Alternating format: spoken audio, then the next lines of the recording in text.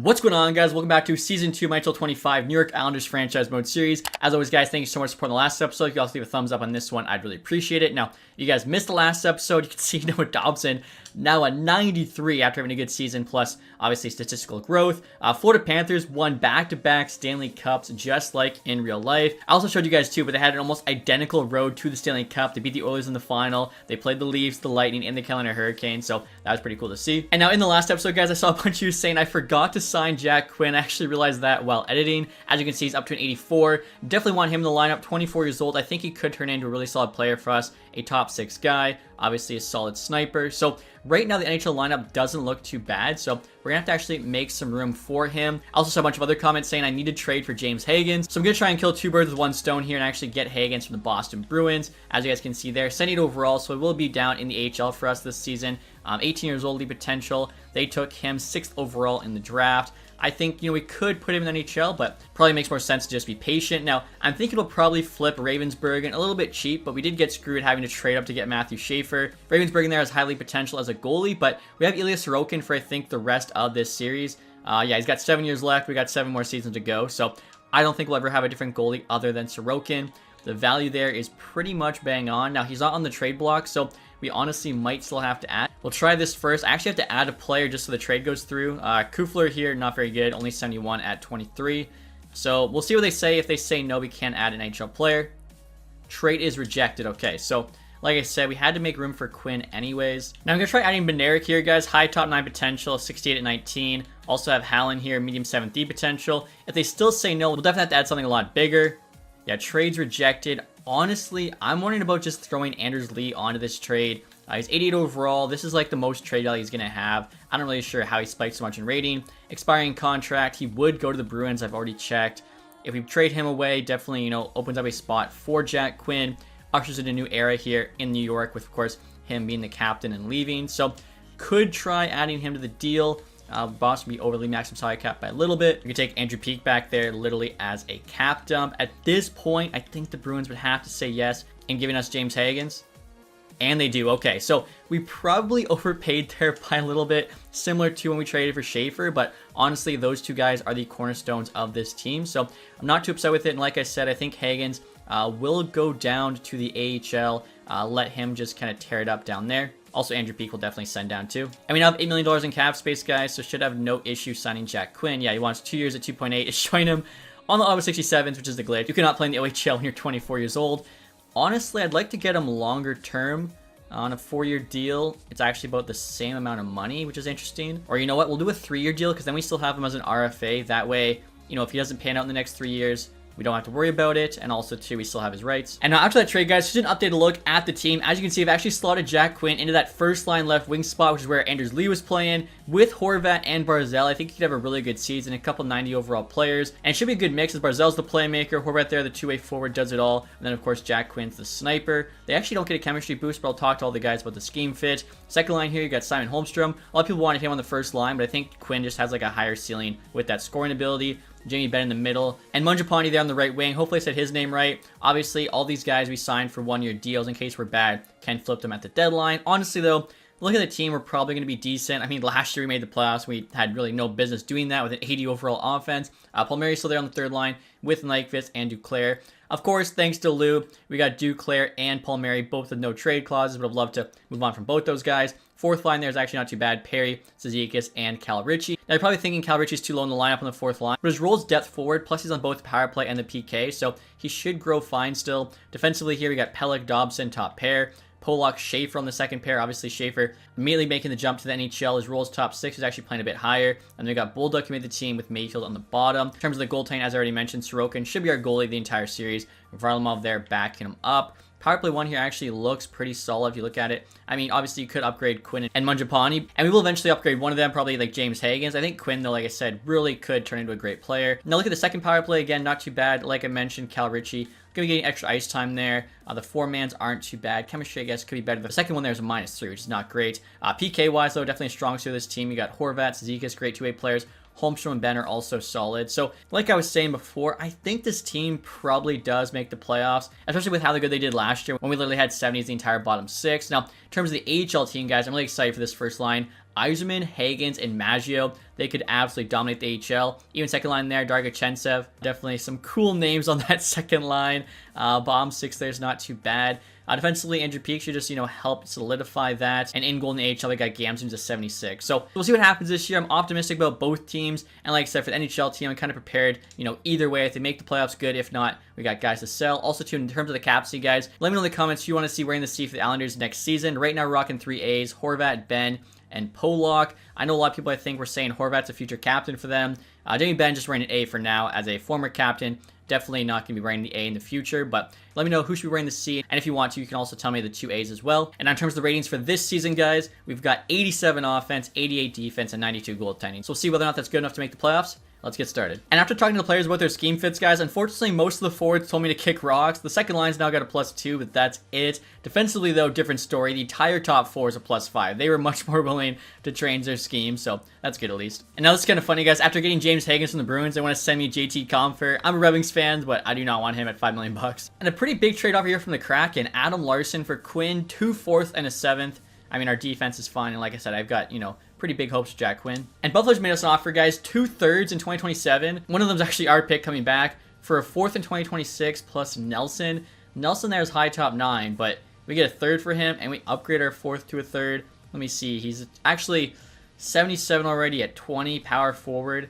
That's not that bad, but I'm looking at it, it's because his physical stats are really good. The rest aren't the greatest. So you know what? I'm going to say yes to this. I think the picks we can do more with. And now LA Kings making us a blockbuster offer. They want to get Cole Yzerman and Cal Ritchie, the Islanders' 2 best prospects right now in real life, plus Emery, who we got for Deneau and more. Those are decent players, but nowhere near worth enough to get these prospects. And now, guys, we're at the end of December with a record of 20-15, which isn't too bad. We're actually 3rd place there in the division, tied with the Rangers. Devils also tied with us.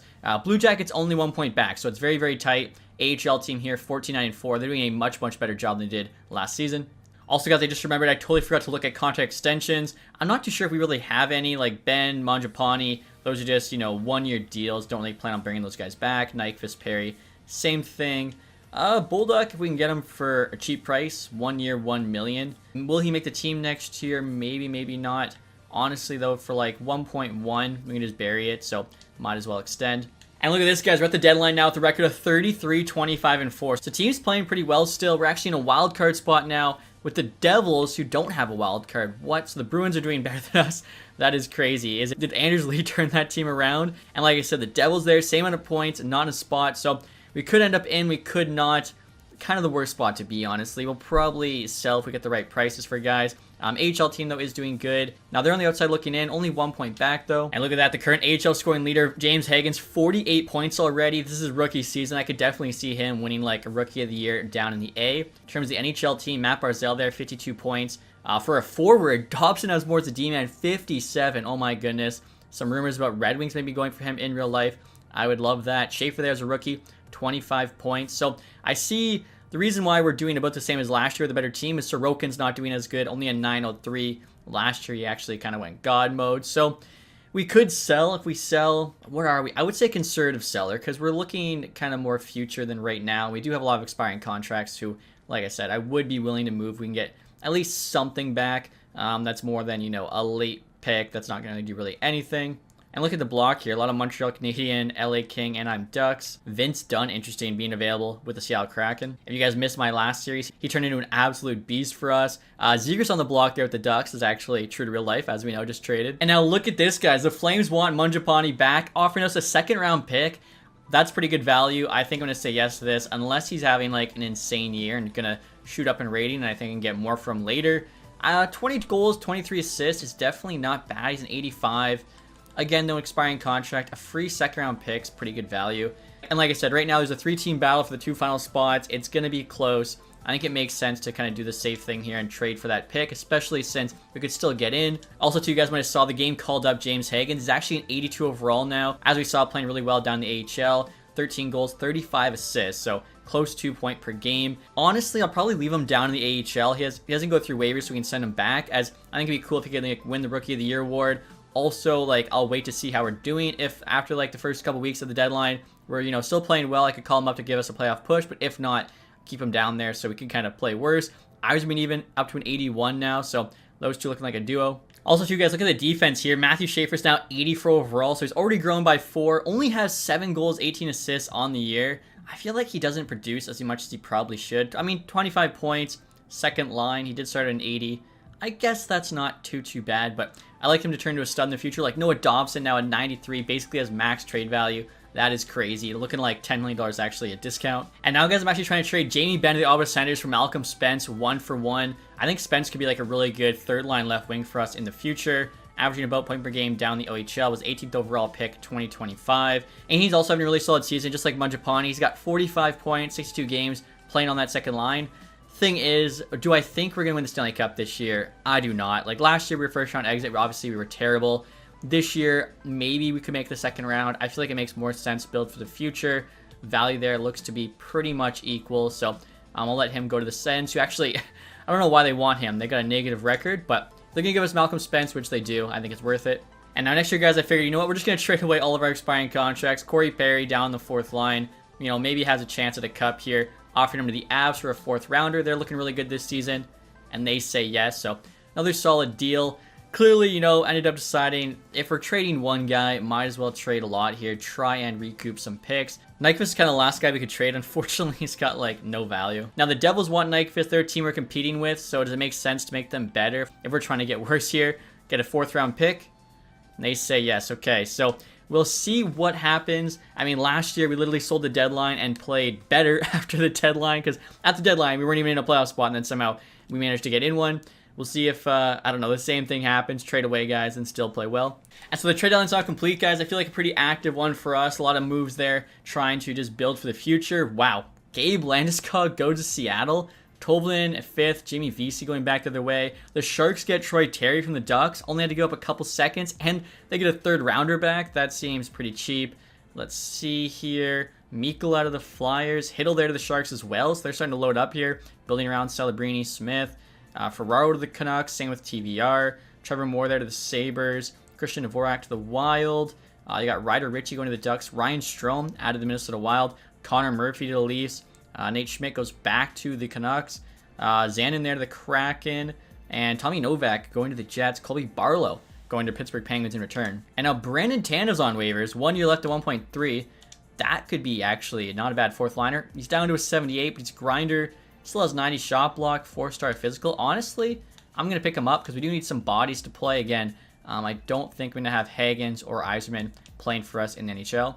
And I just got to double check here. Yeah, Hagens and Yzerman both do not go through waivers. You got to make sure to double check that, otherwise you can't get screwed. And I was looking at the HL lines, guys. Unfortunately, Dargachensev and Iskakov here both got called up, and they would go through waivers, so we have to leave them in the NHL for the remainder of the season, which means HL team won't be as good. And like I was saying, guys, what the HL team looks like now. First line still nasty, but we literally lost an entire second line, so the 4th line there is pretty rough now. I think defensively they are the same. NHL team kind of the same thing. Defense is still really solid, but forward-wise, I mean, Richie went from the 4th line to the 2nd line. Kind of just tells you how much we lost there. Dargachensev, Iskakov on that 3rd.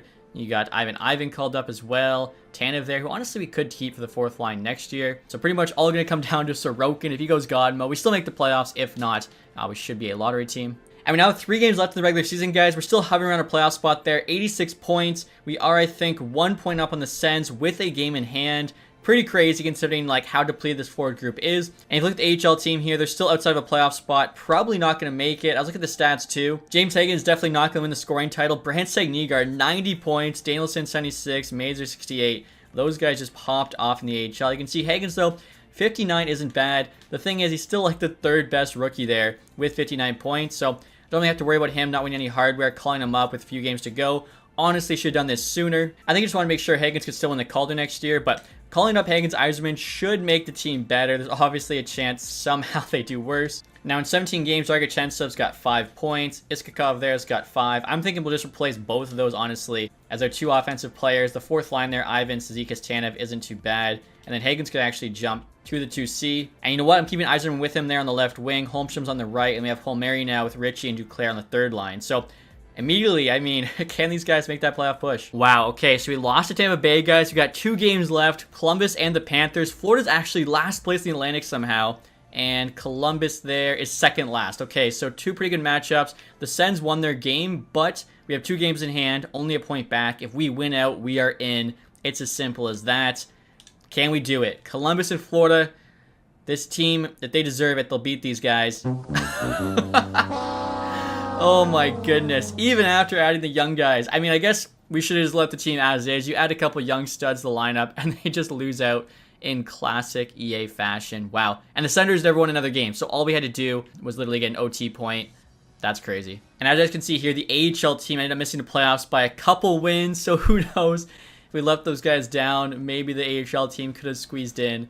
I can't believe, like, you know, we call up a couple really nice players, make the team better, and then they lose the last 3 games. We had to win one. We had to win one of the last 3. We played the worst team in the Atlantic, second worst in the Metro.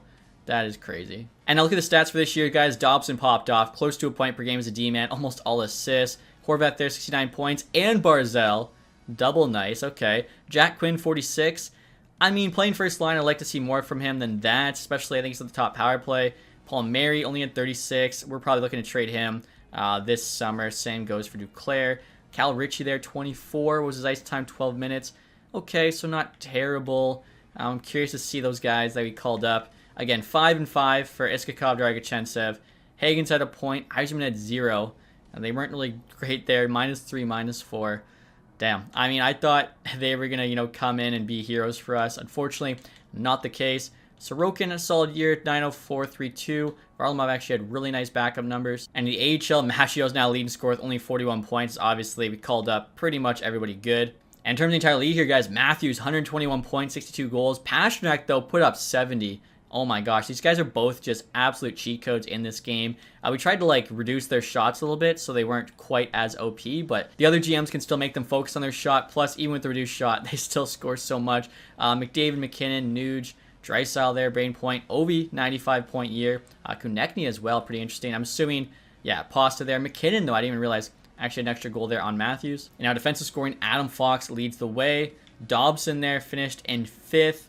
Best plus minus was also Adam Fox, so should be winning the Norris. Him, McCarr, Hughes, just kind of the usual suspects. Goalie stats, Skinner put up 49 wins with the Oilers, with 84. My goodness. 10 shutouts for Connor Hellebuck. That is crazy. And he actually dropped in rating by 1. Save percentage here, Hellebuck, highest, 929. And then goals against here is also Hellebuck.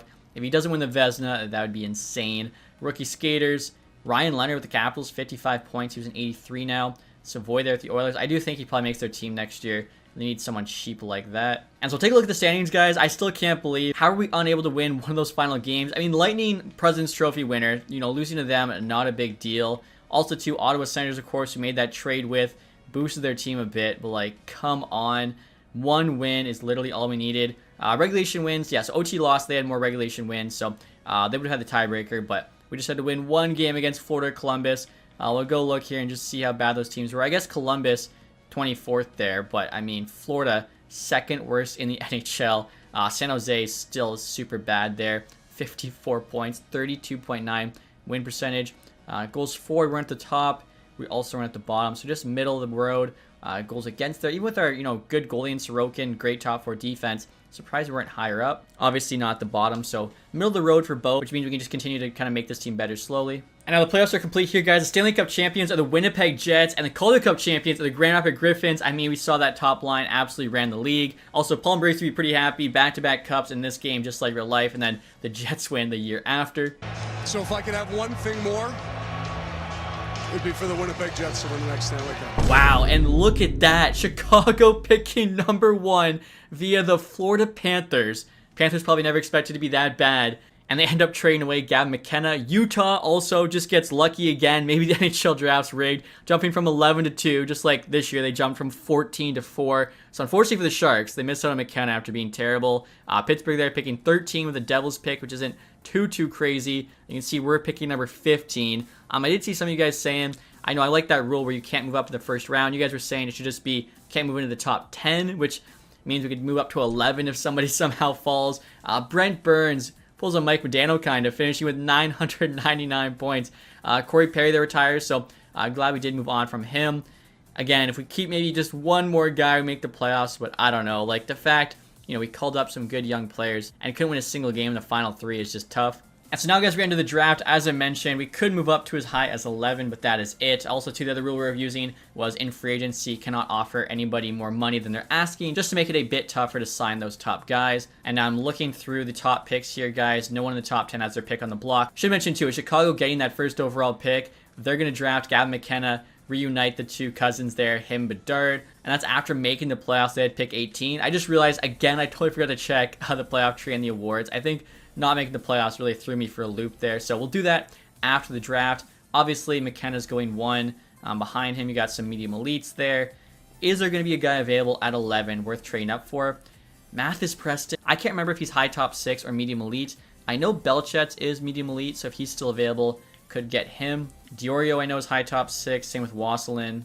Lascelles here, I think, is a franchise goalie. And we'll actually be picking around here, so could just take William Lascelles. Again, similar to Ravensburg, and a bit of a cheat code.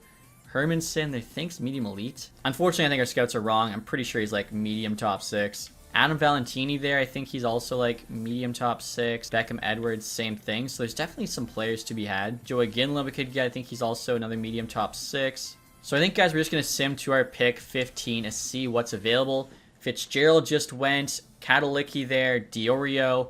Preston was high top 6. Stenberg went all the way to 10.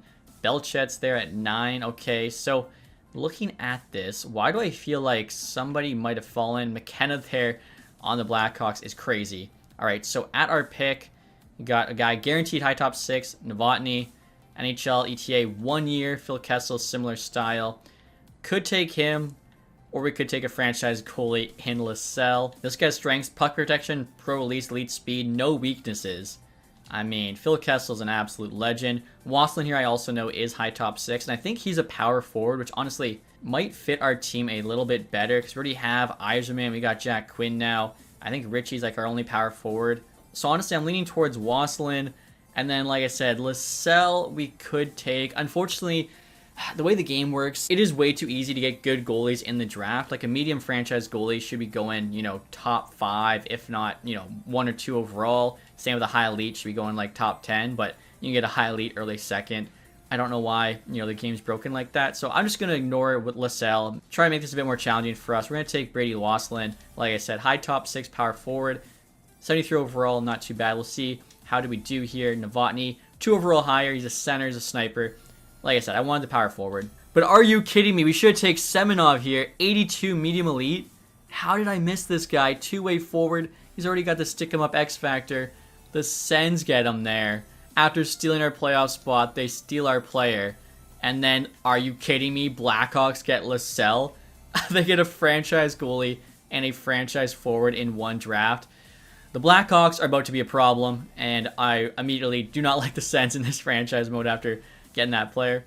And now next year, guys, trying to trade the Minnesota Wild, offering up a second rounder plus a third and a fourth to get into the late first round. And they say no, quite far off. Okay, honestly, fair enough. We do have the Flames second rounder next year. I'm thinking with this pick, we could take Adam Valentini, who should be a solid player. So 2 seconds for the first. They said no still. I feel like that was actually pretty good value. Adding a fourth, and now they say yes. Okay, so hopefully Valentini here will still be there. Let's see. And he is still there. Again, I still can't believe. Wow. We missed out on Semenov big time. And then Lascelles there to the Blackhawks. That is just crazy. I guess we could just, blame the Florida Panthers. Now, with our pick here, we're going to take Valentini, playmaking center. Even though I guess we didn't somehow missed him, even though we have 2 OHL scouts. 72 overall, medium top 6. I could see, being a really good player in that top 6. In the OHL, he tore it up. Over a point per game. Also, guys, I forgot to check gems. Aaron Clark here is supposed to go around. Honestly, the pick we just traded away. Medium top 4 guaranteed. PK Subban, similar style. NHL ready. So he's like a high 70. Okay, we got to go and get our pick back. That guy looks nasty. Potential-wise, Burchild, I'm pretty positive, is a medium top 6. So I don't think there's anyone too crazy. Now, Lukowicz here, guaranteed medium top 6 and go 190. That's a good find. Also, this guy, 121, guaranteed medium top 4. And Liston could be a medium top 4. Going to be like 7th round pick. So right here, guys, trying to get the Blackhawks 50th overall pick for a future 2nd and a 5th. They say yes. Can't let the Blackhawks get that defenseman. They'd literally be too powerful at that point. And 50 should be early enough. He was supposed to go like 55. I see Kosick just went. Adam Metz there, I'm pretty positive is medium top 6, but we're going to take Aaron Clark here. Let's see, what's his rating? And 79. Yeah, what a player. Medium top 4.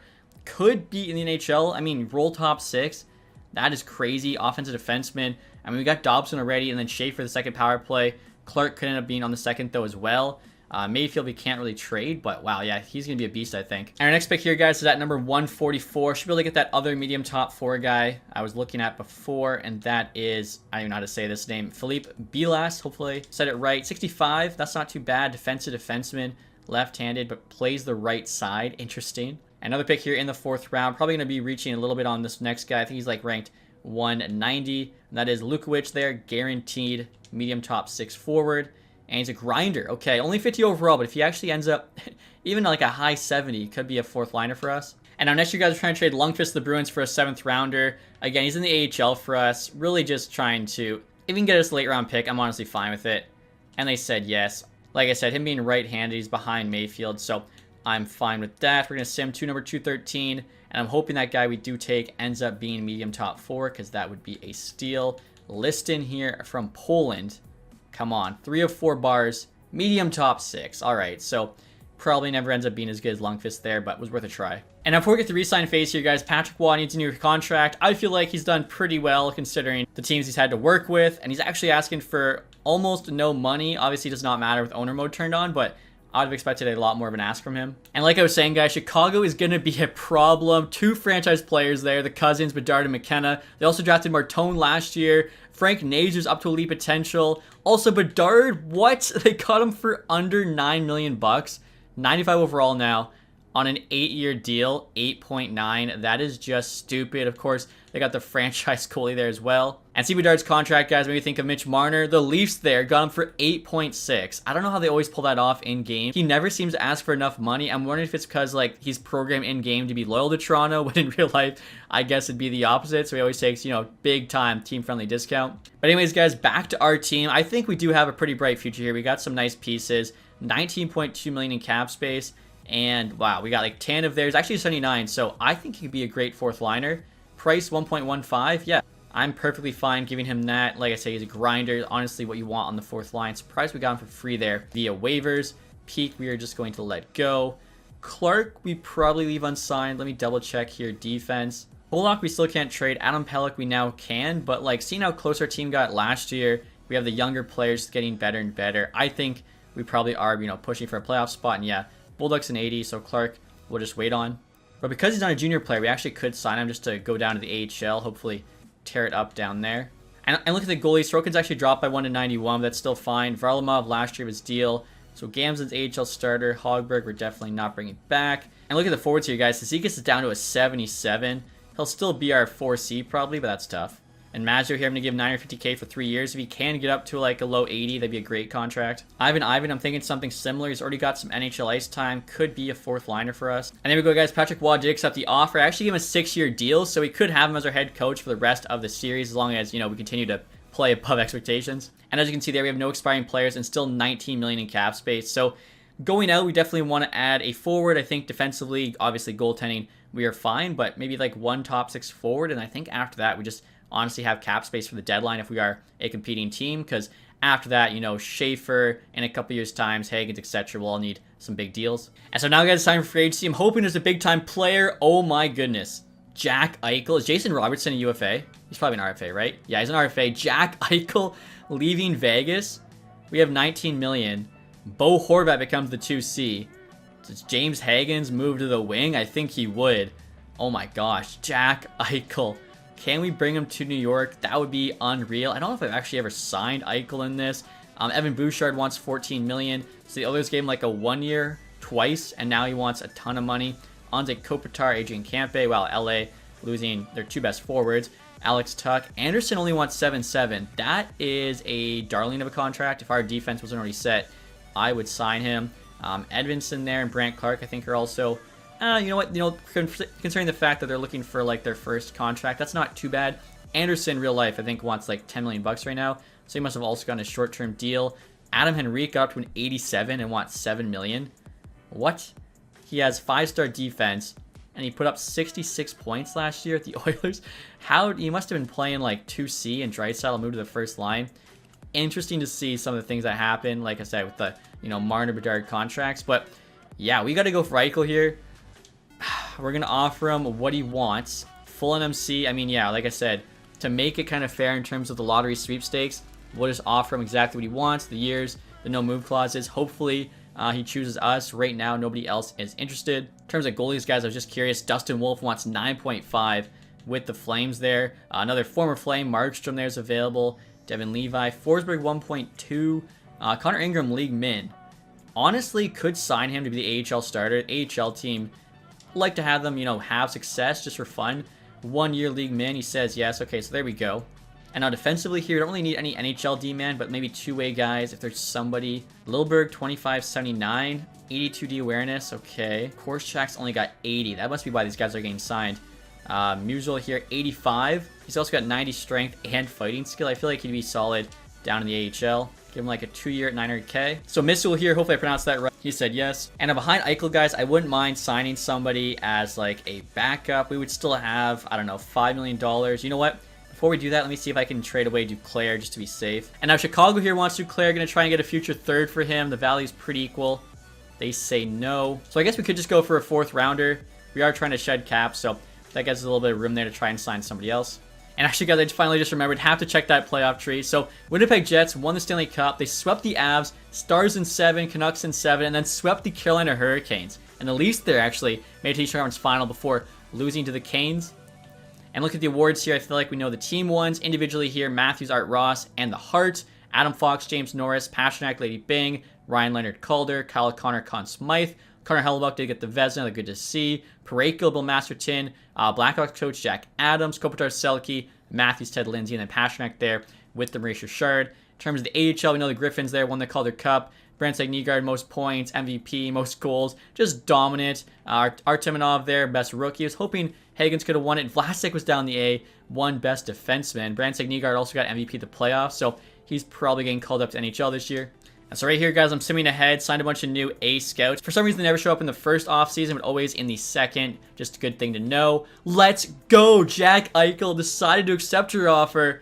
Gave him exactly what he wanted. Years, money, no move clause. I'm so glad nobody else was able to match, because honestly, after him was a pretty big drop-off.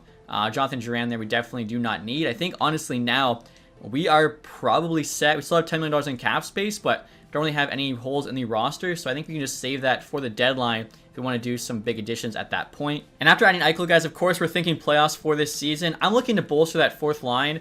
Backlund and Foligno could be nice. I'm thinking Foligno left wing, maybe leave Ivan 1 more year in the AHL. Obviously, Foligno's older, so we'll just do a 1-year contract. Exactly what he asks. He said he'll get back to us.